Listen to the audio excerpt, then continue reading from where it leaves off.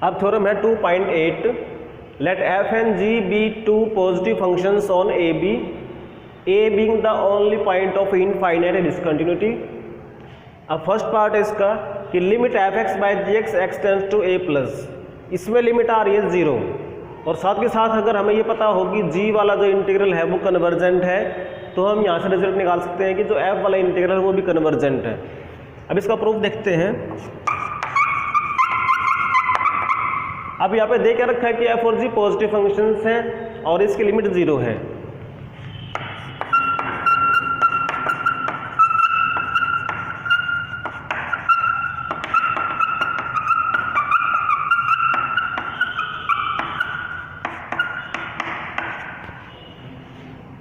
And limit f x by g x x tends to a plus equal to 0। अब limit की definition use करते हैं, तो therefore if epsilon positive, तो then देखिए epsilon किसके लिए लिया हमने कि इसमें और जो लिमिट है 0 उनका डिफरेंस हम करेंगे लेस देन एप्सिलॉन। उसके लिए हमें क्या करना पड़ेगा, एक्स को भी जैसे ए टेंस टू करेगा तो उसके लिए भी हमें कोई ना कोई एक पॉइंट चूज करना पड़ेगा। तो देन देयर एग्जिस्ट, हमने उस पॉइंट को ले लिया सी। अब ये सी कहाँ होगा, ए और बी के बीच में, यानी आप देखो ये बी है ये ए है, तो यहाँ पे सी लेना पड़ेगा ताकि जैसे ही एक्सिस के अंदर एंटर करे तो उस केस में डिस्टेंस क्या हो जाए, लेस देन एप्सिलॉन हो जाए, such that modulus f x by g x minus में 0 less than epsilon wherever x की डिस्टेंस और ए की डिस्टेंस के लिए हम क्या यूज़ कर रहे हैं कि x belongs to a to c. अब इसमें हम मॉडुलस को हटाएंगे तो क्या हो जाएगा, minus epsilon less than f x by g x less than epsilon whenever x belongs to a to c. अब देखिए जो एफ और जी फंक्शंस है वो पॉजिटिव फंक्शंस हैं,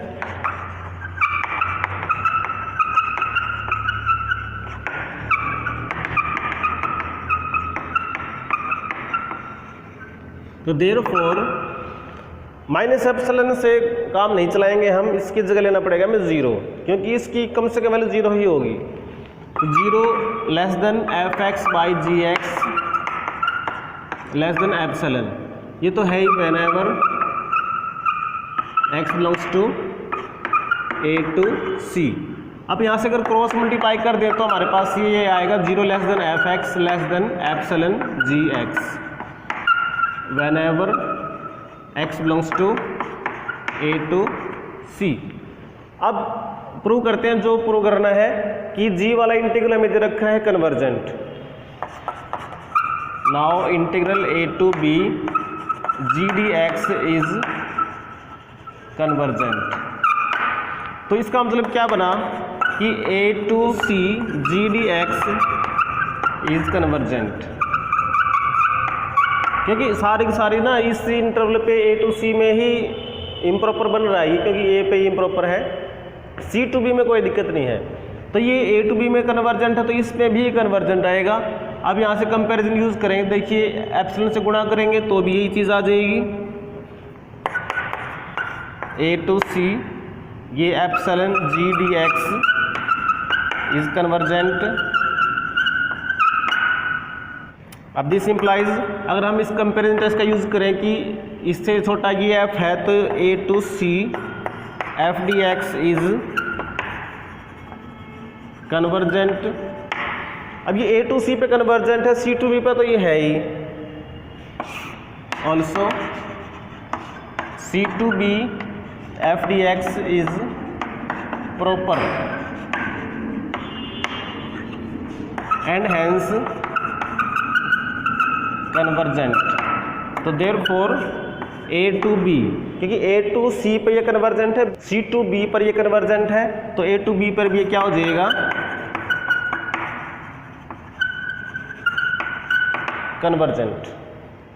अब हमारे पास सेकंड पार्ट है 2.8 में कि limit f x by g x where x tends to a plus is equal to infinity and integral a to b g dx diverges, then integral a to b f dx diverges।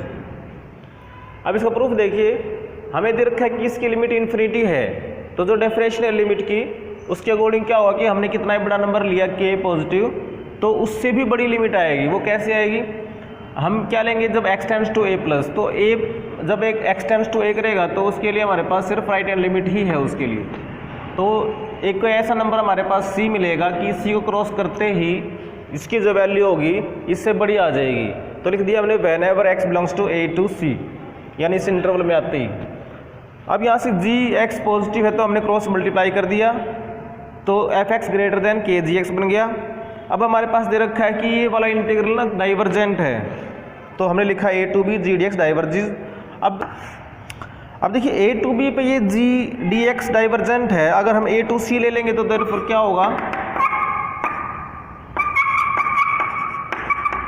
ये diverges हो जाएगा।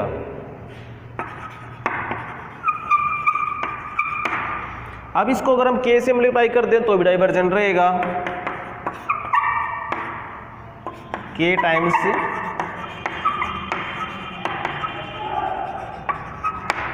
अब देखिए kg से बड़ा function हमारे पास f है, तो f भी डाइवर्जेंट,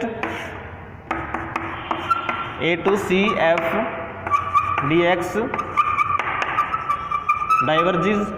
अब ये a टू c पे डाइवर्जेंट है और c टू b पे ये प्रॉपर है, क्योंकि a to c to b पे कोई भी पॉइंट ऑफ इनफाइनाइट डिसकंटिन्यूटी नहीं है। इसका मतलब क्या हो, जब पूरे पे अगर देखेंगे a टू b पे तो क्या रहेगा, डाइवर्जेंट है, इस पोर्शन पे तो डाइवर्जेंट ही रहेगा पूरे पे भी। और ये हमने प्रूव करना था।